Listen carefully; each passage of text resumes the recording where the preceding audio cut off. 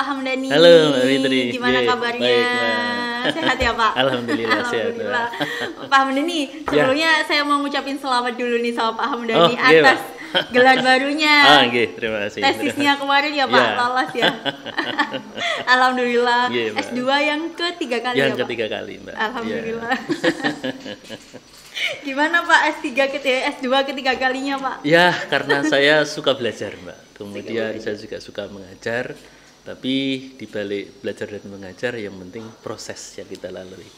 Pasti banyak ilmu, pasti banyak teman, pasti banyak wawasan. Itu Mbak Fitri. Yeah. Pak boleh tahu nggak Pak Boleh. Hamdani ini berprofesi sebagai apa Pak? Jadi gini, awal dulu saya kepingin cita-cita menjadi seorang guru, Mbak. Tapi ketika seorang guru penuh dengan kesederhanaan, penuh dengan kekurangan, akhirnya saya bagaimana menjadi seorang guru yang tidak kurang. Artinya saya membekali diri dengan belajar, dengan bekerja, dengan berprofesi apapun yang ada. Alhasil saya menemukan salah satu profesi yang hari ini saya cintai adalah seorang advokat, Mbak. Nah, saya menjadi advokat bukan sesuatu yang bim salah bim, tapi proses alam di mana saya melihat sebuah ketidakadilan yang itu saya rasakan kepada sahabat karib saya. Hukum itu bisa tegak ketika orang tersebut mau berusaha dan berupaya. Yang kedua, ketika orang yang tidak berusaha, tidak berupaya, kemudian didampingi oleh orang yang tidak profesional, juga akan menjadi sengsara. Banyak sahabat-sahabat saya yang kebetulan berprofesi sama juga tidak menemukan sesuatu yang membuat dia enjoy di bidangnya. Dia hanya niru. Nah, makanya di dalam falsafah hidup saya tidak ada rezeki yang tertukar, ya. Tidak ada ilmu yang nyasar dan tidak ada sesuatu kebetulan. Semua serba sudah dinaskan, sudah disuratkan, barang siapa yang meminta pasti diberi. Gitu Mbak Fitri. Nah, ketika itu saya melihat sahabat saya yang dibilang bodoh-bodoh, dibilang jujur-jujur. Karena orang bodoh sama jujur bedanya tipis Mbak Fitri, ya. Ketika seseorang disuruh mencoret sebuah kebenaran, dia akan coret, padahal itu bodoh. Tetapi kalau dia nggak mau jujur, iya Pak, saya jujur, saya coret. Nah, ketika orang yang baik, orang yang jujur harus berhadapan dengan hukum, kemudian tidak ada orang yang membantu, disitulah hukum kadang-kadang tidak bisa ditegakkan. Karena hukum di negara tercinta kita ini, kalau tidak diupayakan, tidak akan pernah tegak dan tidak akan pernah lurus. Gitu Mbak. Jadi profesi saya terpanggil itu karena melihat itu. Awalnya saya seorang profesional, gelar pertama saya adalah sarjana ekonomi akuntansi, saya seorang kepala accounting di salah satu perusahaan swasta. Tapi karir di swasta begitu Mbak Fitri. Jadi ketika di puncak namanya kerja ikut orang ya begitulah, ada batas, ada waktu ya, kemudian persaingan jabatan, persaingan posisi ya berlalu oleh waktu. Dan saya menemukan profesi yang hari ini saya cintai adalah sebagai seorang advokat. Dan kenapa saya ngajar? Saya kepingin mahasiswa khususnya Wijaya Putra karena adalah tempat belajar saya ya Mbak ya. Jadi bagaimana para mahasiswa yang sekolah di sini harus bangga bahwa tidak harus di kampus negeri, tidak harus di kampus yang populer, tapi di Wijaya Putra bisa mencetak pengacara, profesional lainnya yang berkaliber dunia. Artinya berkaliber dunia bagaimana? Bangsa asing bisa menggunakan kita. Saya mencontohkan diri saya, ya. Ada perusahaan India, perusahaan Inggris, perusahaan Hong Kong, kemudian Jepang bisa menggunakan jasa hukum saya. Artinya alumni Wijaya Putra bisa berkelas dunia, begitu. Ketika saya harus masuk di ruang kelas, diskusi sama teman-teman mahasiswa, saya sampaikan, motivasimu jadi calon sarjana hukum itu apa? Kalau hanya main-main janganlah, eman sekolahmu, begitulah. Ayo, saya tunjukkan jalan, pilihlah jalan, bahwa Tuhan tidak akan pernah tidur melihat kita. Gitu Mbak. Jadi nggak ada istilahnya salah jurusan. Tidak ya, Pak, ada ya? salah jurusan. Karena semua itu sudah ditentukan Ya, gitu ya. siapa yang punya cita-cita harus dikejar, harus dijalani, harus diikuti. Jangan ikut tetangga. Ketika tetangga gagal ya selesai sudah perjalanan kita. Karena ikut-ikutan dari Ya, awalnya ya betul, Pak ya. Nggak betul. ada tujuan tertentunya. Ya, betul Mbak. Pak Hamdani kalau Iya. boleh tahu ngajar mata kuliah apa Pak? Saya Pak kata besukar Mbak ngajarnya. kata buka PS ya. Ya, kalau boleh saya memilih, saya kepingin satu, kalau kita ngomong zona area saya kepingin menekuni di bidang ketenaga kerjaan, kemudian kepailitan, agraria Mbak. Kenapa saya nomor satu ketenaga kerjaan? Karena di bidang ketenaga kerjaan ini sangat dinamis, tidak ada matinya. Ketika ada pengusaha, di situ pasti butuh ketenaga kerjaan. Betul. Yang nomor dua, bahwa satu-satunya sebuah aktivitas bisnis yang ada pengadilannya adalah ketenaga kerjaan. Ya, jadi di Republik kita ini setiap provinsi punya pengadilan hubungan industrial. Di setiap provinsi kecuali Jawa Timur ada 2, Surabaya sama Gresik. Nah, kenapa bidang ketenaga kerjaan ini saya suka dan saya geluti, Mbak Fitri? Karena di situ banyak ilmunya. Orang mau belajar perdata bisa, mau bicara pidana bisa, mau niaga bisa, ya. Jadi kompleks.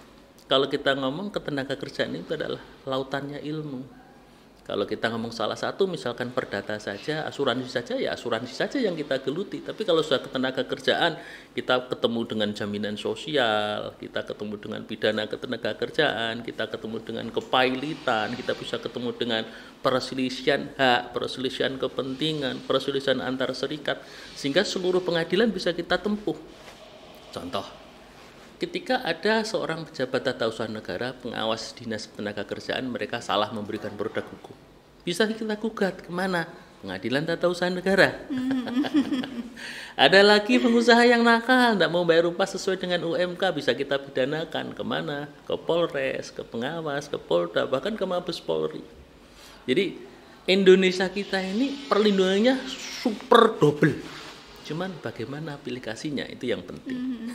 Terkait perusahaan dan juga pekerja, mungkin di tengah-tengahnya pasti ada yang namanya serikat pekerja ya Pak, yang saya dengar. Nah, boleh dijelaskan nggak sih Pak terkait serikat pekerja itu apa? Gitu? Ya, jadi gini Mbak, serikat pekerja itu merupakan wadah jembatan kumpulnya aspirasi para pekerja untuk disalurkan kepada pengusaha. Nah, fungsinya apa? Namanya jembatan aspirasi, berarti tidak boleh menjadi maklar, ya Mbak ya. Takutnya ini kan serikat pekerja menjadi maklar, maka serikat pekerja dibenci oleh pengusaha, serikat pekerja dibenci oleh pemerintah. Pekerjanya mintanya 1, disampaikan 5. Pekerjanya mintanya 2, disampaikan 1. Sehingga aspirasi tidak nyampe. Nah, apakah berfungsi Pak serikat pekerja itu? Saya didiskusi dengan Mbak Fitri ini dan dimanapun saya menjadi pemateri, saya sampaikan serikat pekerja itu penting. Karena apa? Ketika serikat pekerjanya dididik dengan baik, kemudian dimanusiakan serikat pekerjanya, diajak diskusi kepahitan atau kemanisannya perusahaan, dia akan lebih fair dan care. Salah satu kasus yang pernah saya dampingi, ada seorang pekerja bersama serikat pekerjanya rela pinjem uang di bank dengan jaminan kartu jaminan hari tua dengan angka sekian puluh juta untuk nalangi perusahaan beli bahan. Ini kan luar biasa, ya Mbak. Kenapa demikian? Karena saya tanya, Mbak, kenapa Mbak setega dan senekat itu? Saya pengen hidup Pak Hamdani, saya pengen perusahaan saya jalan. Karena dampak COVID ini luar biasa terhadap perusahaan saya. Kalau hari ini saya bekerja Pak, anak saya bisa sekolah, bisa bayar cicilan. Nah, ini yang kita butuhkan. Nah, serikat pekerja yang memartabatkan dirinya, serikat pekerja yang menempatkan dirinya sebagai mitra, itu sangat dibutuhkan. Gitu Mbak. Jadi, apakah penting Pak? Pendapat saya penting. Di mana? Seperti tadi. Padahal yang dia ikuti adalah perusahaan asing, modal asing, pemiliknya orang Singapura. Di mana kewarganegaraanmu, di mana cinta tanah, dia tidak memandang. Yang penting bagaimana perusahaan ini bisa eksis Pak, menopang ratusan karyawan bersama keluarganya, sehingga mereka bisa berkarya, gajiannya tidak tertunda, cicilannya tidak terpotong, tidak kena denda, anaknya bisa sekolah. Nah, ini Mbak Fitri, keberadaan serikat yang sangat dibutuhkan di negara kita ini. Sebagai penengah berarti ya Pak, serikat pekerja jadi, itu. Jangan menjadi kompor, jangan menjadi kipas. Kalau serikat pekerja yang suka jualan kompor dan jualan kipas, nanti perusahaannya rusak, karyawannya rusak. Ya. Karena di negara kita ini sangat-sangat melindungi Mbak para pekerjanya. Di mana perlindungannya? Kita ada super double undang-undang yang diberikan kepada para pekerja. Satu adalah di 13 2003, yang kedua adalah di 21 tahun 2000. Pak. Silakan berserikat gitu. Sebelum ngomongin ke perlindungannya ya Pak ya, pasti panjang banget. kita lanjut lagi ya Pak. Tadi terkait perlindungan hukum pekerja. Nah, gimana tuh Pak? Jadi gini Mbak Fitri, serikat pekerja yang baik, dia akan menjalankan fungsinya menjadi pelindung bagi pekerja yang ada di tempat kerja. Contoh, kadang sebuah perusahaan yang memang niatnya tidak baik, itu bayar upah lembur misalkan tidak sesuai dengan aturan. Bayar upah tidak sesuai dengan aturan.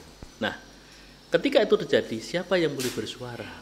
Serikatlah, ya. Jadi serikat pekerja yang baik, serikat pekerja yang benar, dia akan mengkomunikasikan dengan perusahaan, Bapak, Ibu, ini ada temuan.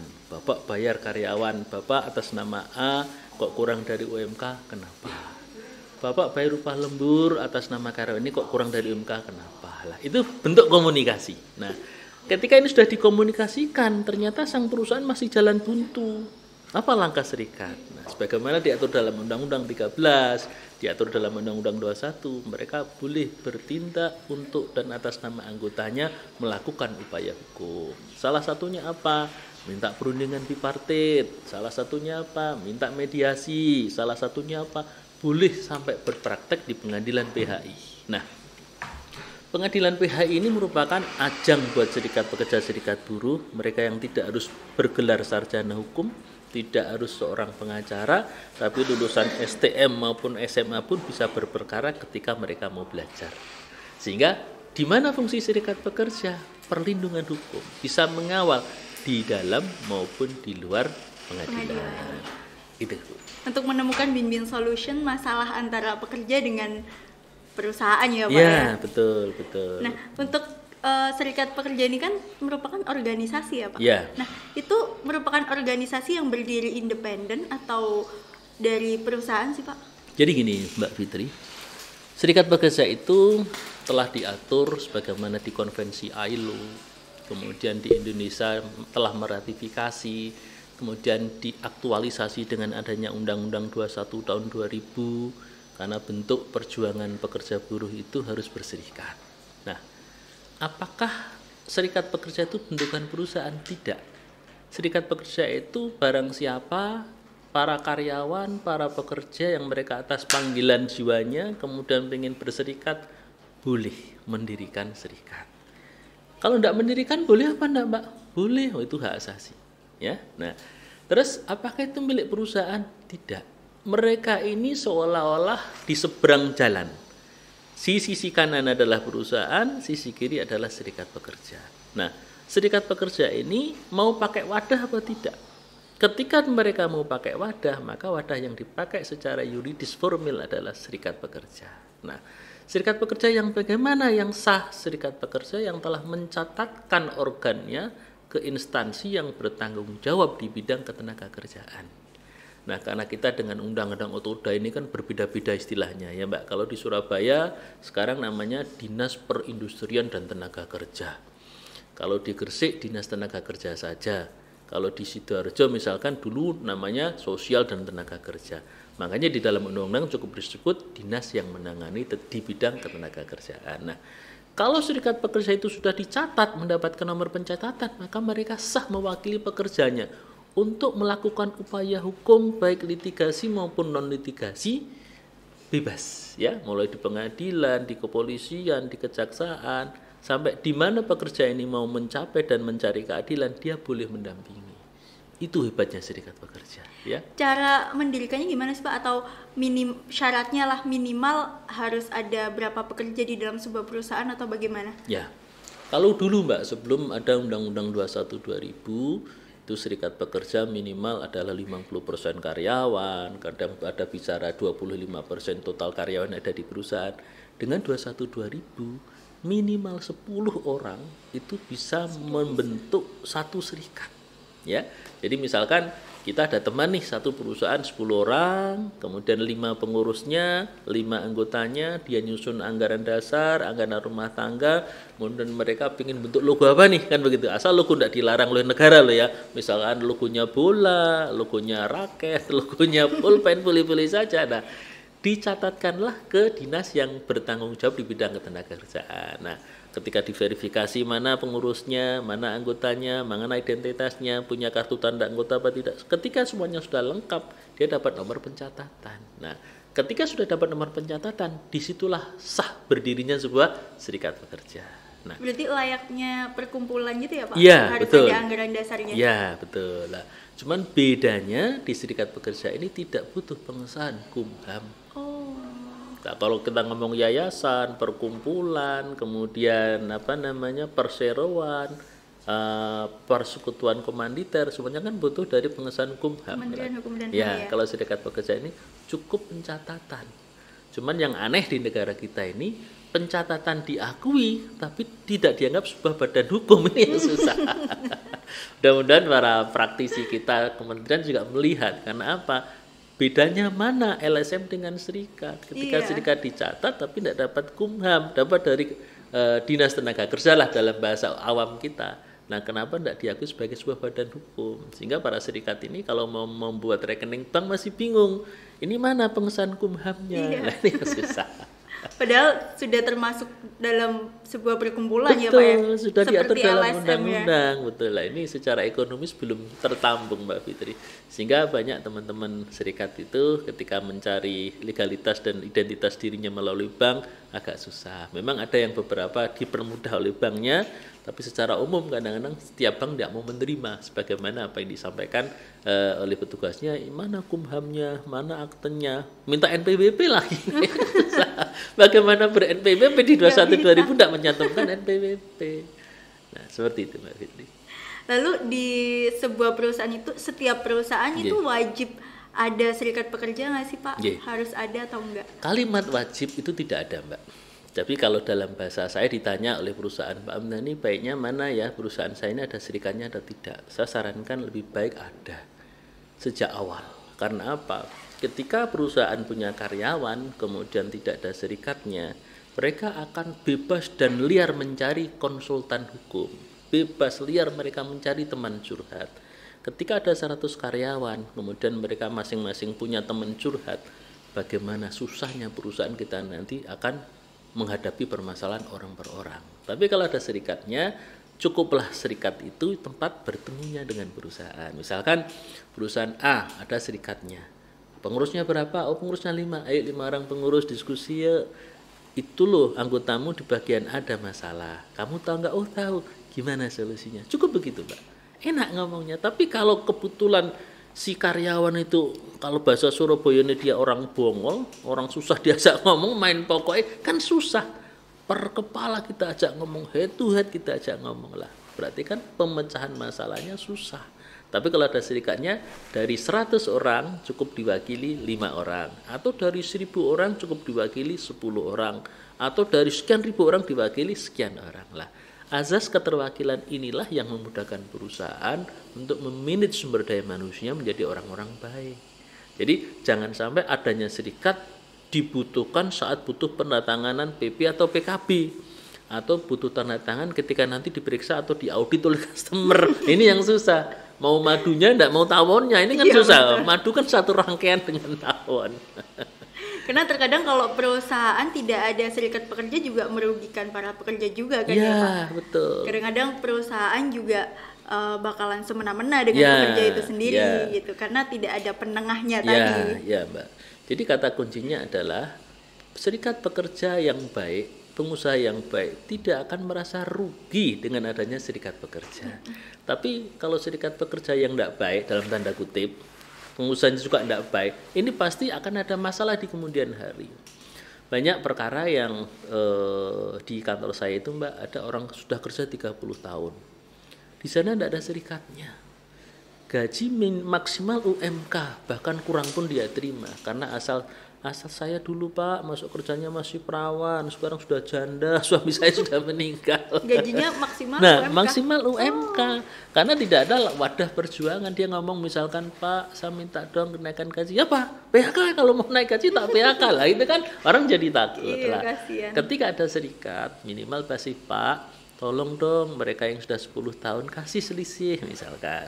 Tolong Pak mereka yang sudah 20 tahun kasih selisih. Nah, itulah wadah perjuangan serikat. Jadi sebenarnya tidak ada serikat yang merugikan perusahaan, asal tadi dengan catatan serikatnya baik, pengusahanya juga baik. Kalau pengusahanya tidak baik, serikatnya tidak baik, komplek Mbak. Nah, itu tuh berantakan semuanya. Ketika perusahaan tutup, anggotanya yang menangis. Karena apa? Tidak ada sarana perjuangan, sarana penyampaian aspirasi. Oke, seru sekali Pak. Ada pesan nggak nih Pak buat closing statement untuk lovers yang lagi nonton kita? Jadi gini teman-teman semuanya, kalau ditanya Pak bagaimana keberadaan serikat pekerja di Indonesia, apakah bermanfaat atau tidak? Jawaban saya adalah sangat bermanfaat. Karena apa? Disitulah teman-teman bisa menjaga kelangsungan perusahaan, disitulah teman-teman juga bisa menjaga hubungan baik antara pengusaha dengan karyawan. Tetap dalam tanda kutip, jadilah serikat pekerja yang baik, ya, bermanfaat buat anggota, bermanfaat buat perusahaan. Jangan menjadi serikat pekerja adalah maklaran, ya. Jadi pandainya bersilat lidah dalam bahasa lagu, membuat kau jatuh dan membuat aku jatuh, lah itu yang harus kita hindari. Jadi secara prinsip, kenapa Undang-Undang Serikat Pekerja ada adalah sebagai jembatan. Bentuk bahwa pemerintah Republik Indonesia kita ini tidak menganut budaya penjajahan, ya. Seorang pekerja pun boleh berserikat, seorang pekerja pun boleh berkelompok, seorang serikat pekerja boleh melindungi temannya yang sesama serikat pekerja. Gitu Mbak. Oke.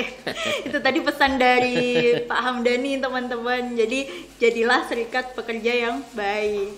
Kalau di dalam perusahaan kalian menjadi seorang serikat pekerja, jadilah serikat pekerja yang baik yang melindungi para pekerja untuk mencari jalan tengah antara permasalahan antara perusahaan dengan pekerja itu sendiri gitu ya Pak. Betul, Terima kasih banyak Pak Hamdani, hari ini seru sekali. Terima kasih sudah menyempatkan datang ke podcast Bincang Seru hari ini. Terima kasih Bapak.